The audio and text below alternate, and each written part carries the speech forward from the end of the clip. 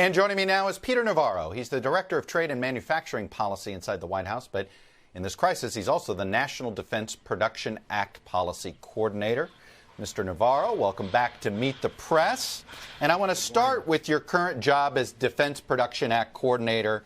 I'm sure you've seen the letter a handful of Democratic senators have written, and they're frustrated that it hasn't been invoked enough. They say that the authority has been used too sparingly to basically even out the market when it comes to PPE and testing kits and testing supplies. What do you say to their concerns? They're dead wrong. Let me give you a couple of examples. One of the most successful uses of the Defense Production Act was to get General Motors working with a small company called Ventec to make ventilators. We had a serious crisis back at the time. This was a miracle and in some sense a microcosm, Chuck, for the future. What we had was General Motors in 17 days working with this small company stood up a ventilator factory, and within 3 days with the help of UPS we were able to deliver ventilators to hospitals in Gary and Chicago. Now, beneath the surface of that, using the DPA, the real story is GM went in and used 3D imaging to replicate a factory in Seattle. It was small. It was only cranking out 25 ventilators. More importantly, Chuck, 700 pieces go into that ventilator, and GM was able to use its manufacturing platform to go out to its supply chain to replicate virtually all of those here on domestic soil. So using the DPA, we were able to move in incredible speed, innovative, and bring ventilator production right here to domestic soil. That, for me, is a microcosm of what we're doing. Honeywell, we opened 2 factories, one in Arizona and one in Rhode Island. That was done using the DPA in 5 weeks as opposed to 9 months. So we're using the DPA whenever we need to, and we're using it quite effectively. Well, you're making a strong case for how the DPA can be effective. And what these senators are asking is use it more to ramp up the issue, for instance, the issue of testing kits, but more importantly, the supplies it takes to process those tests is still something we lag behind on. What's wrong with using DPA to surge those supplies? These senators are looking in the rearview mirror. We had the same discussion 6 weeks ago about ventilators. They were saying the exact same thing. And what we did with ventilators was basically get a situation now where by June we're going to have over 100,000 of them. We're going to have more ventilators than America ever needs. And we're going to be able to export those ventilators, make that an export industry, jobs here, exports there. And we're going to be able to give ventilators to our allies that can't afford them. So same thing's happening with testing as we speak. Every week it ramps up. It's kind of like computer chips where the speed doubles every certain amount. Same things happen with testing. So these Democratic senators ought to get out more often and see what the Trump administration is doing. Chuck, the essence of this administration, this president built up the most beautiful economy in 3.5 years. The Chinese Communist Party crippled that in 30 days. He is going to rebuild this economy based on 3 things: buy American, deregulate, and innovate. We're going to start by bringing home the pharmaceutical and medical supplies supply chains here, using things like the DPA, but also other private sector enterprises. And I think this week was really important. I saw this as a turning point because we not only introduced a strategic national stockpile in President Trump's image, smarter, bigger, more resilient. We also announced a vaccine race that is moving in Trump time, which is to say as fast as possible. And we're getting things done in terms of reopening the economy. So that's where this Trump ship is heading. It's jobs. It's buy American, it's make stuff here. And for every service sector job we may lose in this transition, we're going to replace those by manufacturing, and things are going to be great. I want to go back, though, to the issue of testing and test kits. You're making a lot of promises here. At what point will every business leader in America know they have access to as many test kits as they need to reopen their facilities?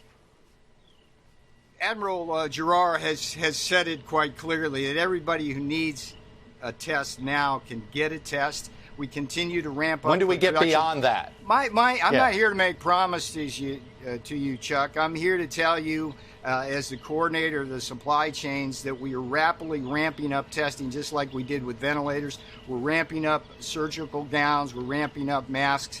And this strategic national stockpile 2.0, I think it might be worth talking just a little bit about. It's smarter because we're using information technology.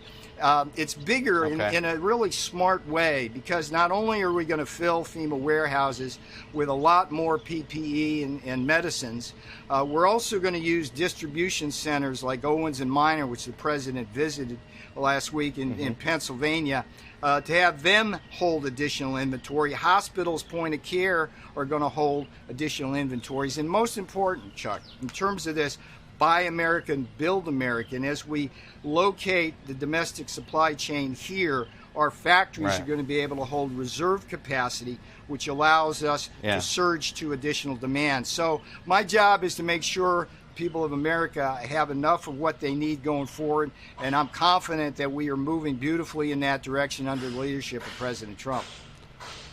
Look, I know you want to talk about the strategic national stockpile, but I got to ask you this question. You did a pandemic exercise, and you went through these plans in 18 and 19. Do you have a good explanation for why the after-action reports weren't followed in time to have our stockpiles prepared for this pandemic?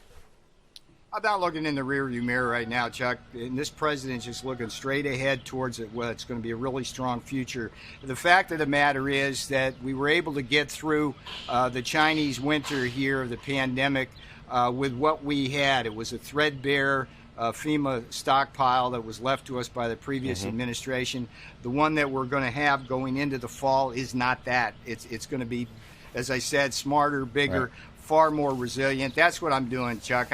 My focus here, I came here to kind of work on trade policy issues, and somehow I became part quartermaster and supply clerk. But it's been a beautiful thing working with private industry to see how innovative the companies of America can be, and how the manufacturing platforms of this country, if we just give them some lift, how they can really develop, like the GM example I told you about earlier.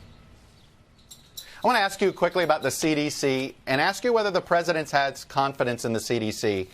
It does seem as if the initial guidelines, they didn't want to put out. They've put down very limited guidelines with more detailed ones coming later. CDC hasn't been able to give a briefing now in over a month. Does the president have confidence in the CDC as our lead on this pandemic? Well, I'd say two things about that. First of all, you should ask the president that question, not me. But early on in this crisis, the CDC, which really had the most trusted brand around the world in this space, really let the country down with the testing, because not only did they keep the testing within the bureaucracy, they had a bad test, and that did set us back. But going forward with these guidelines, the important thing to understand here for the American people is this. Opening up this economy is not a question of lives versus jobs. The fact of the matter is, and what President Trump realized early on, is that if you lock people down, you may save lives directly from the China virus. But you indirectly, you're going to kill a lot more people. And why do I say that? We know statistically, based on our experience with the China trade shock in the 2000s, that unemployment creates more suicides, depression, and drug abuse. But we also know this in this crisis, as we've basically locked down our hospitals for everything but COVID. Women haven't been getting mammograms or cervical examinations for cancer. We haven't been able to do other procedures for the heart or the kidneys, and that's going to kill people as well. So if you contrast like this complete lockdown, where some of the people in the medical community want to just run and hide until the virus is extinguished, that's going to not only take a huge toll on the American economy, it's going to kill many more people than the China virus ever would. I gotta ask you this question about the president. On one hand, he says he wants to leave these decisions up to governors. But it does seem as if he doesn't like the decision of a governor, particularly if they're in the Midwest, he expresses his view. How does that help the governor be able to make their own decisions? Look, I report directly to the president. I'm one of the top five advisors on policy. I let the president speak for himself. That's all I can say. I do think that what we're seeing here across this country in terms of different responses, that it is very useful to leverage local control. But on the other hand, I'm a Californian, and when I see the mayor of Los Angeles want to lock down that city through the end of July, I just got to have to scratch my head. I think that California, that's the only way I see California ever becoming a red state, because my folks back in Orange County are not going to put up with that kind of nonsense. And it is nonsense. Peter Navarro, the Defense Production Coordinator, an advisor on trade and manufacturing policy as well. Thanks for coming on and sharing the administration's views. I appreciate it. Great to talk with you today, sir.